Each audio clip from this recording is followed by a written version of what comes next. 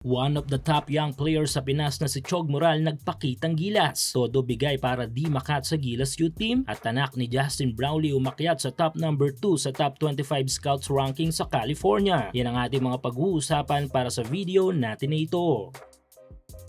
Patuloy ang pag-iensayo ng mga batang Gilas na isasabak natin sa SIBA qualifiers na gaganapin sa June. Do wala ang ilang mga top favorite high school players ng ilan sa pool ng ating national youth team ay napasama naman dito ang numero 1 batang player ngayon sa bansa. Ito nga ay walang iba kundi ang palarong pambansa star player na si Kenji Moral o mas kilala sa tawag na Chog Moral. Ilan lang sa mga tanga na skills ni Chog bakit ito sikat sa bansa ngayon ay ang mga sumusunod. Versatile scoring, kayang umiskor sa loob mano sa labas, mid-range o drives, basketball IQ, marunong magbasa ng depensa at gumawa ng tamang desisyon, ball handling, komportabling magdala ng bola kahit nga under pressure, defense, may disiplina sa depensa at kayang makakasabay sa guard swings, work ethic, kilala sa sipag at willingness na mag-improve. Ang mga bagay naman na may iambag nito sa batang Gilas ay ang secondary playmaker, pwedeng tumulong sa pag-create ng mga plays, hindi lang scorer, two-way player, hindi liability sa depensa habang mayambag naman sa opensa, flexibility sa lineup, pwedeng ilagay sa iba't ibang posisyon depende sa kailangan ng team, at yung kanyang international readiness. Dahil sa IQ at composure, mas handa sa structured at physical na laro sa international level. At nito lang ay pinatunayan niya na dapat itong mapabilang sa final lineup para sa SIBA ng ating Gilas Youth Team.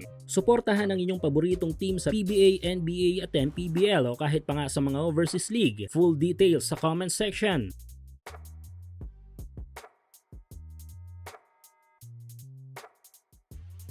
Samantala mukhang may malinaw na statement patungong NBA ang anak ni Justin Noypi na si Justin Brownlee Jr. Sa kanyang kasi ipasok sa rank number 2 sa 25 top scout ranking si Brownlee Jr. na kapag nagpatuloy pa ang magandang performance nito ay tiyak na dudumugin ito ng mga US NCAA teams offers na maglilid naman sa kanya patungo sa NBA. Bagay na magbe-benepisyo rin ay ang ating national team.